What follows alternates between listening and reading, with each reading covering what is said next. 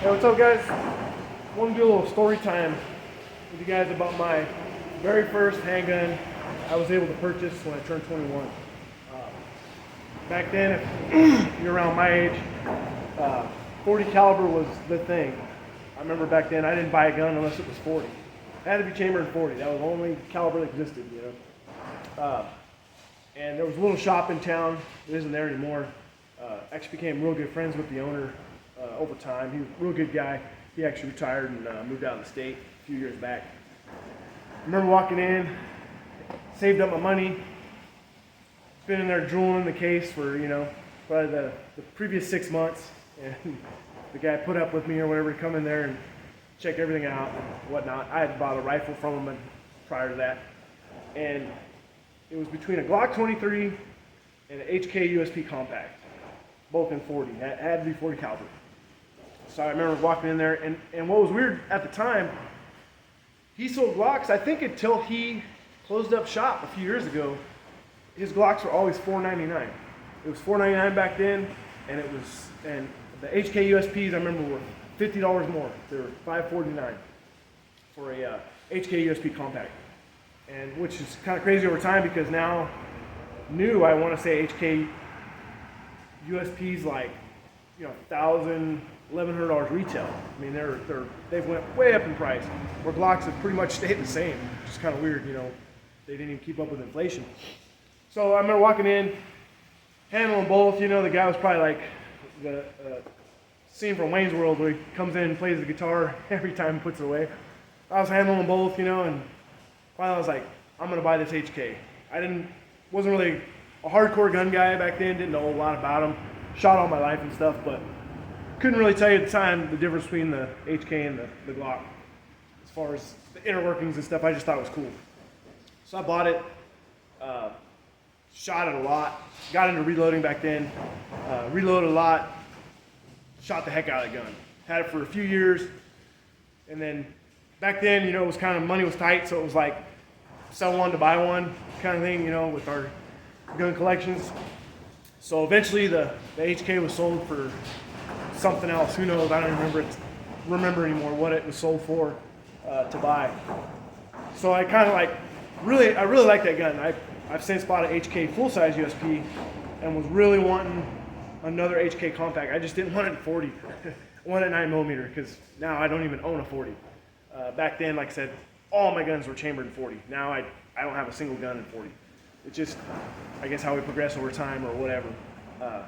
So I was lucky enough a few years back to run into a guy that had one, and we worked out a trade. I had a gun he wanted, he had a gun I wanted, so we were able to do a trade, and I was able to basically re-get my first gun, which wasn't actually my first gun, and it wasn't in the same caliber, but it was the caliber I wanted now. But HK USP compact. It's, for me, I don't know, it's just a very iconic gun. It's kind of like I compare it to like a muscle car. It just looks good.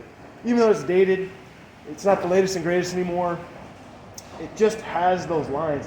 To me, it's just a beautiful gun. You know, it just has that feel. You just get a feeling kind of in your gut when you look at it. At least I do. I'm like, man, it looks like a good gun.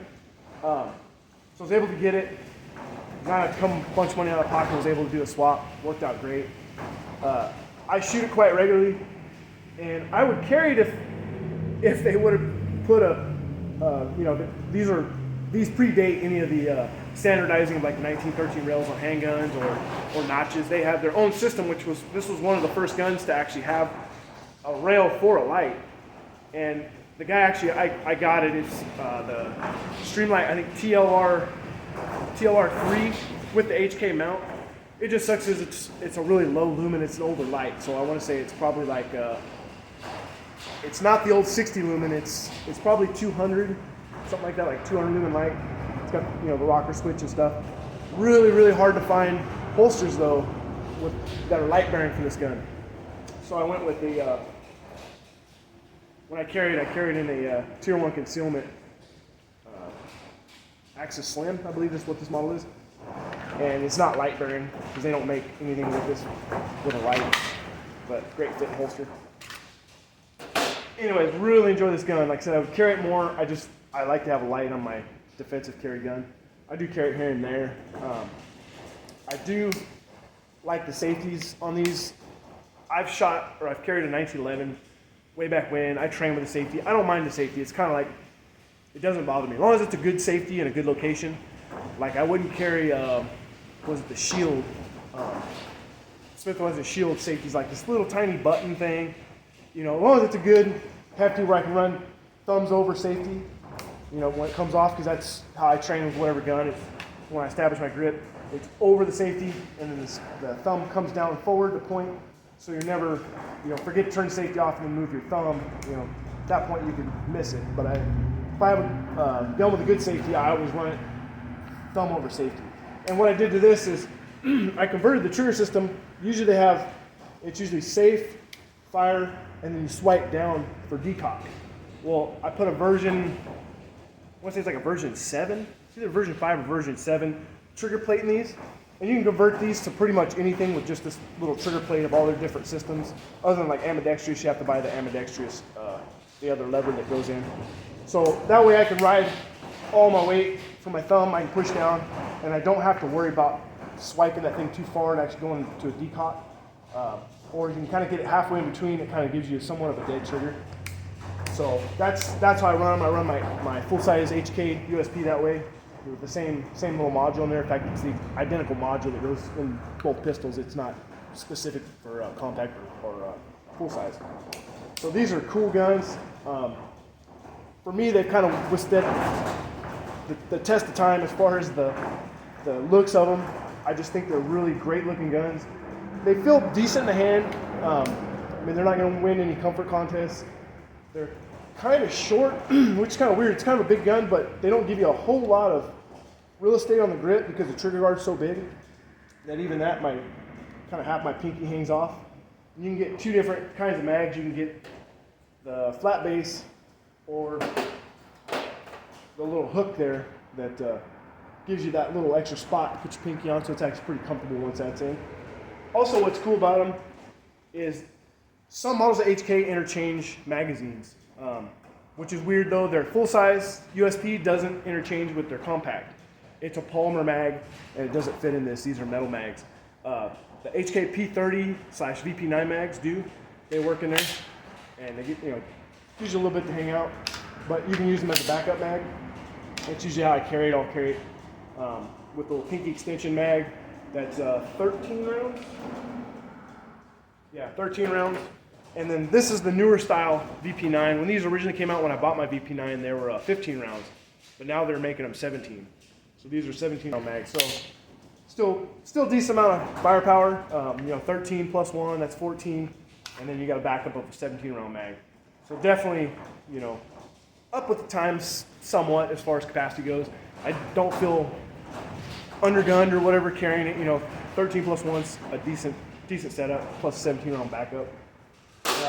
The guy had put these Trigicon sights on it before I got it. So they're like U-notch with the high-vis front. Great sights. I really, really like these sights. They're spendy. I'm glad he did it, and I didn't have to buy them. It's got the paddle release, like the standard HK. What I did is I swapped these out for, I'm trying to think if it was the full size. Or it's a HK 45 maybe. I'd have to remember it.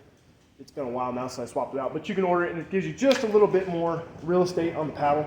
So you get a little more positive press on it when you're changing magazines. Great gun. They had like a recoil dampening system in there, little kind of piece of plastic. These guns are supposed to last like, you know, 100,000 rounds or whatever. You know, you're not supposed to wear these guns out. The accuracy is great on them. Triggers, you know. HK isn't known for great triggers in their single or double action pistols. Single action is not bad. It's got the take up. Back up. Got the take up in it. Comes to a wall. It's not bad. It's got a little creep. It's not super heavy. Like I said, this gun is single action only the way it's done. You just carry it cocked and locked, kind of like a 1911. But the double action, like say if you had to strike it again for double action, it's kind of stagey. It kind of stages right there. stacks. Not a great trigger, you know, not great in double action, but not horrible. Not the worst trigger I've ever felt by far. But good gun. Like I said, I was happy to kind of have that piece back. You know, even though it wasn't my actual gun I owned, it was the first gun I was able to walk in at 21, put my hard-earned money down and purchase, and still enjoy the gun. I mean, all these years later, I still enjoy shooting it, enjoy carrying it. Great gun, and like I said, the finishes on these things are just awesome. They're very, very wear resistant. Even the barrel, there's not even really a wear mark on the barrel, and it don't have a ton of rounds to it, but I would say I've got a few thousand in it, maybe 2,000. The guy who had it for me said he had about 500 in it, so it's maybe got 2,500 rounds in it, and there's like zero wear. I mean, definitely a good treatment they have on those barrels, and they're finished that extreme, or I forget, they have a proprietary name for the coating, and I can't think of it right now. Takedown on these are a little odd. Where you line up, there's a little notch there in the slide. You line up and then push from this side, and then actually pull this out, which is not captured. So it's part that actually comes all the way out. There's your frame, all your stuff, and like I said, that little plate is right there. You change out. It's easy. You just push in, put a little pressure down. It's got a spring underneath it. Drive the pin in just a little bit. It'll slide out, and you change the trigger module of what it does. You can put it back to decocker if you want to. That's your like little recoil dampening system in there. The USP full size has a kind of a dual captured setup. It's got two springs. I have actually, I believe like the first year import, a 94 stamped USP, and it's a non-captured spring. They later went to a captured recoil setup, I think in 95 or 96. And then mine has the conventional rifling in it, not the polygonal rifling that they went to, I believe, in 95 or 96. So I have a very early version of the full-size USP. But great guns. Just wanted to kind of bring that to you guys. So it was the very first pistol I ever purchased, so I guess I kind of had some taste before I even knew I had taste as far as buying HKs. I think the next purchase though I bought a Glock 23, and that was a great gun up until I got rid of it and switched over to a 19, just the caliber, and just got out of 40. So let me know, guys, if you guys were like that, if you guys were a 40 fan and fell out of love with it, or if you still rock a 40. Still a great cartridge. You know, it's just kind of funny how we changed like that. It still does what it did in the late 90s. You know, it's still the same ballistics. It's still a good cartridge. It's just a kind of a snappier cartridge. I guess as I started shooting more competition and classes and stuff, shooting under a shot timer, I really did see the advantage of 9mm as far as you know, your follow-up time, stuff like that. There was some basic competition-based advantage to it, and I just kind of went over it with modern ammunition. 9mm, great ammo, but you know, 40 also has modern ammunition now too. So it's a debate that'll probably rage for a long time. 9, 40, 45. I mean, they all work. But I have a couple 45s, but I'm not a huge 45 fan. But it's a fun cartridge to shoot. I just like capacity, I guess, on a carry gun over the size of the bullet. I'd rather have those extra, especially when you're comparing 9 to 45. You get quite a few on most models. You might be the difference of 3, 4, or 5 rounds in the same gun. So I'd rather have those extra 4 or 5 rounds as opposed to just bigger rounds. But personal preference. Doesn't mean it's right or wrong. It's just me personally, and you guys might have a totally different opinion of that, and it's fine. It's nobody's wrong. You know, it's the spice of life. You know, you can choose to carry. That's why there's so many different guns out there. We all thought the same. You know, we all carry Glocks. But anyways, guys, just want to bring that to you. Piece of my history there of the very first gun I purchased, and still enjoy it to this day. So glad to be making videos for you. I love the interaction, guys. I know it's kind of a bummer deal that YouTube. It was more a principle, you know. It's like they demonetized me and just kind of torqued me wrong. But I love the interaction. I like doing the videos. I like reading your comments. I like answering your comments. And you know what's crazy is I get probably 99.9% of the comments are all great comments, either questions or whatever. You know, I try to answer all you guys. I'm not a big enough channel where I get thousands of comments, so I try to answer all the comments in there. If you've left me a comment, I've even had some of you guys check up on me, and that was super cool. I really appreciate it. You know, it's like, hey, how you doing? You know, just checking in, see if you're all right. I haven't seen you in a long time. And that's super cool, guys. I really appreciate it. Like I said, I love the interaction with you guys. And like I said, 99.9% of it has been awesome. You know, positive comments, questions. I have a lot of experience on certain things, but I'm kind of like a jack of all trades on it. But if I can give you a specific answer that I feel comfortable that is the right answer, I'd love to answer any questions you have, or at least steer in the right direction. If I don't know, say, hey, you might check here or there, or whatever. Because I'm not going to feed you guys any bad information. If I don't know, I'll tell you. I'm not sure, you know. So thanks for watching, guys. Thanks for sticking with me. Hopefully, I got the shop cleaned out here. You're looking and going, yeah, right. Somewhat cleaned out here, and got somewhere to film now. So I'd like to do, you know, a few more videos. I might try to bust out maybe one every week, every other week, something like that. Nothing of super great regularity, but I enjoy doing them. So hopefully I got some time now. I can do some more videos for you guys. Thanks for sticking with me. Really appreciate it. Thanks for the comments, and I'll see you on the next video.